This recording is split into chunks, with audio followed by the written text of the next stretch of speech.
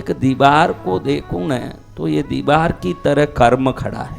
कर्म कैसे खड़ा है? कर्म एक दीवार है, कर्म कुछ नहीं जानता। अब ये कर्म के दीवार पर किसी ने फूल का गेंद बना के फेंका तो इस दीवार से वापस क्या आएगा?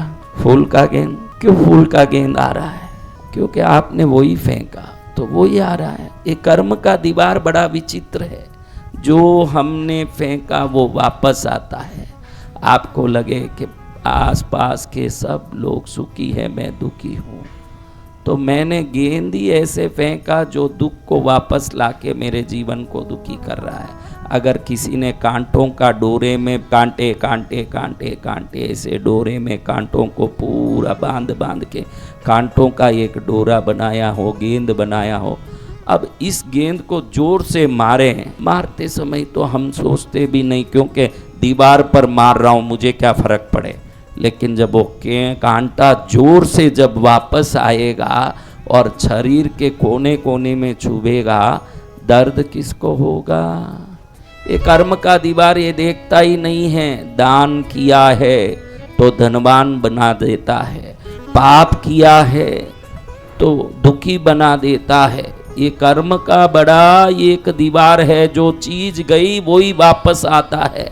आपको अब सोचना है कि कौन सा चीज भेजूं, क्योंकि आज आप जो भी हो पहले भेजे हुए चीजें दीवारें से वापस आने के कारण हो न, अब क्या भेजना ये समझ आ गया आपको, तो वही आएगा जो आप चाहते हो, क्योंकि भेजना आपके हाथ में है, वापस तो वही आएगा जो आपने भेजा है। आपने कितनी अच्छी चीजें भेजी उतना आप भुगत रहे हो जीवन में। जितने खराब चीज की वो खराबी वापस आके आपके जीवन को परेशान कर रहा है।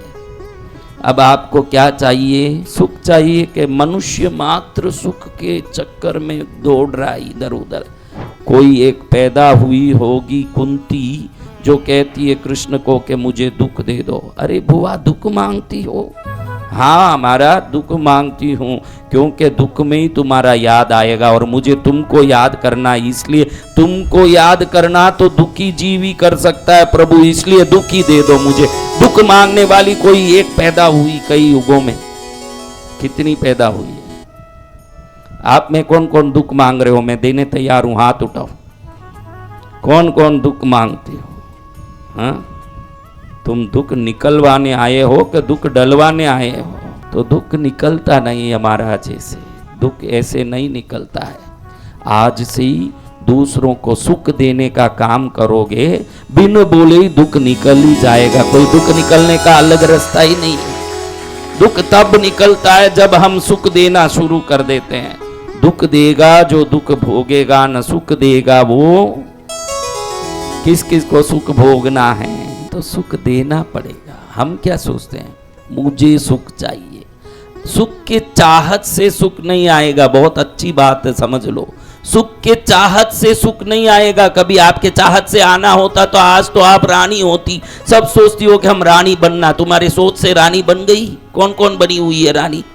नौकरानी जरूर बनी हुई है, सब रानी तो बनी दिखी नहीं। तो आपको बोलता हूं कि आपके चाहत से क्या होगा। सुख कौन कौन चाहते हो? सुख देना शुरू कर दो। इतना सरल काम है। सुख दोगे तो चारों तरफ से सुख ही सुख आएगा, क्योंकि उस दीवार के ऊपर आपने सुख का गेंद फेंका है। अब कौन सा चीज आएगा? सुख ही सुख आएगा। अभी वो सीख लेना है। कृष्णगिरी में आके हमको बहुत चीजें सीखनी है। कहीं तो देखो बहनों, जो आप भोजन करते हो, आपके माँ ने पास बैठ के एक एक कौवा पहले खिलाया, फिर कैसे हाथ में उठाना सिखाया, मुंह में कैसे डालना सिखाया, ऐसे ही तो सीखा। कपड़ा पहनना भी सीखा कि नहीं? बहनों ने पहले रोटी बनाई तो रोटी इधर से टेढ़ी, उधर से मोटी, इधर से पतली, उधर से जली हुई, इधर से कच्ची, सब होती थी। सीखते सीखते रोटी बनाना सीख गई कि नहीं? देखो ये सब चीज़ें हम सीखते हैं। आज मैं बोलूँ तो आपको आश्चर्य लगेगा। कभी जिंदगी में घर में मेरी पूजा कैसे हो किसी से सीखा? रोटी सीखा, कपड़ा सीखा, पहनना सीखा, बोलना सीखा, लेकिन ईश्वर को पाने की विद्या एक नहीं सीखा था, भला भाग हमारा जो कृष्णगिरी आ गए। एक चीज नहीं सीखा हमने, सब सीखा हमने। यहाँ भी कोई सीखने नहीं आए हैं, वैसे तो हम सीखने थोड़ी आए हैं, चले माँ के पास कुछ न कुछ बटोर लेंगे, ये चक्कर में आए हुए हैं। चक्कर तो वही है कि कुछ बटोर लें, हाँ, लेकिन ध्यान रखना, एक चीज जरूर ध्यान रखना, जिसमें जितनी योग्यता होगी। भाई पूरा शरीर में तेल लगा लिया मैंने और मट्टी में गूंद रहा हूँ, इधर से उधर लोट-पोट कर रहा हूँ, तो जितना कण लिखा हुआ उतना चिपकेगा कि 2-4 ज़्यादा चिप जाएंगे, जितना चिपकना है वो उतना। तो ज़्यादा चिपके, ये योग्यता बढ़ानी है, तेल लगा के मतलब नहीं। समझ रहे हो? योग्यता जब बढ़ जाएगी अपने आप ही चिपकेगा सब, बिना तेल भी। किसी किसी को जिंदगी में आपने देखा होगा, किसी काम का आदमी नहीं होगा, बड़ा पैसा वाला बना बैठा है। किसी किसी को देखा होगा बहुत समझदार है, लेकिन गली गली में टंटोला खाते घूम रहा है। देखा है आपने? देखा है ऐसे? इसका अर्थ है पूर्व में संचित पुण्य ने आज उसके जीवन को हरा भरा किया है। तो यहाँ आके हमको एक चीज का ध्यान रखना है, कृष्णगिरी में कौन कौन कृष्णगिरी पहुंच चुके हैं। नहीं, पहले ध्यान है कि नहीं, इनको वो चेक करता हूँ। भाई हम कृष्णगिरी पहुंच गए, दिमाग में तो है। देखो इन आदमियों में जो जो शादीशुदा हैं वो सब हाथ ऊंचा करो। जो शादी है, कई औरतें हाथ ऊंचा कर देती है। मैं पूछता हूँ, तुझे नहीं पूछा, आदमी को नहीं, मैं सुदा हूँ, सुदा को नहीं पूछ रहा हूँ, शादीशुदा को पूछ रहा हूँ। मेरा नाम सुदा है, सुदा को नहीं पूछ रहा हूँ, शादीशुदा को पूछ रहा हूँ। तो देखो भाई कौन कौन शादीशुदा है। देख बेटा, अब झूठ मत बोलना, इतनी देर तो तू जो करना कर दिया। मैं श्रवण कुमार हूँ न, मैं हरिचंद्र हूँ न, ये सब तू कर लिया, अभी इतने देर किया, मैं मान लिया। अब असली बात बोल, अब तो भी दिल से झूठ मत बोलना। अब तुझे ही पूछू, तू ही सामने बैठा, किसको पूछूंगा? बोल, तुझे ही पूछूंगा, तो तुझे ही वापस पूछता हूँ। ससुराल जाता है तो थोड़ा बन ठन के जाता है कि नहीं, यही सवाल है। क्यों ऐसे ही जावे तो क्या बाहर भगा देंगे? क्यों बनता? अपना एक स्वरूप बना के, जो जितने शादीशुदा बूढ़े, मेरे संसारिक पिताजी की बात करता हूँ, आज उनको याद करता हूँ, ये फोटो में बैठे, उनको मैं याद करता हूँ आज। बड़ा उनको मैं देखता था, बड़ी हंसी आती थी।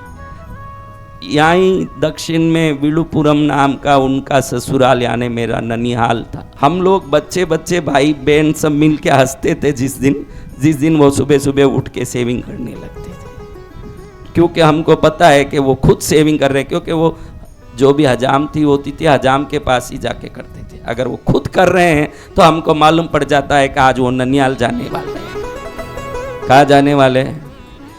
क्योंकि मूछ को बराबर देख के यहाँ से ठीक करते, वहाँ से ठीक करते। हम मन में सोचते माँ तो हरदम साथ में ही है, यानी उनकी पत्नी, हमारी माँ तो उनके साथ में ही है, फिर किसको रिजाने ससुराल के लिए इतनी तैयारी करते हैं। आप भी सोचो, आप लोग ससुराल जाते हो, एकदम व्यवस्था करके, मुंह शुद्ध करके, शेविंग एविंग करके, कपड़ा अच्छा व्यवस्था करके, जमाई का रूप लेके जाते हो कि नहीं? बोलो आप सब, क्या बेटा?